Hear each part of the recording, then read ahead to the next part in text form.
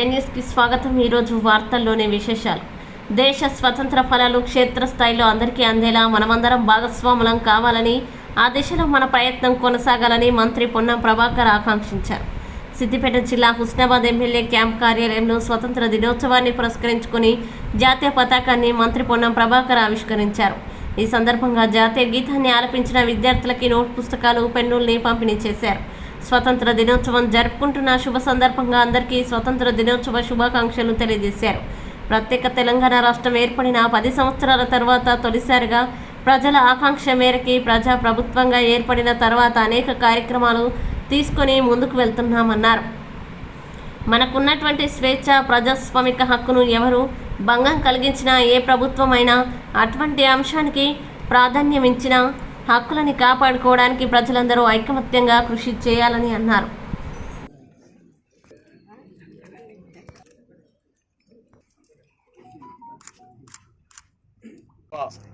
స్వాతంత్ర దినోత్సవ వేడుకలు జరుపుకుంటున్న శుభ సందర్భంగా అందరికీ కూడా శుభాకాంక్షలు.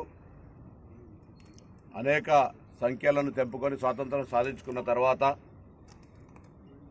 ఎందరో అమరులైన తర్వాత వాళ్ళ ఆకాంక్షలకు అనుగుణంగా ఈ దేశం అన్ని రంగాల్లో ముందుకు పోతున్నటువంటి సందర్భంలో మన రాష్ట్రానికి ప్రత్యేక తెలంగాణ రాష్ట్ర ఆకాంక్షను కూడా నెరవేర్చుకొని 10 సంవత్సరాలు పూర్తయిన తర్వాత తొలిసారిగా ప్రజల ఆకాంక్ష మేరకు ప్రజాప్రభుత్వంగా ఏర్పడ్డ తర్వాత అనేక కార్యక్రమాలను తీసుకొని ముందుకు పోతున్నాం.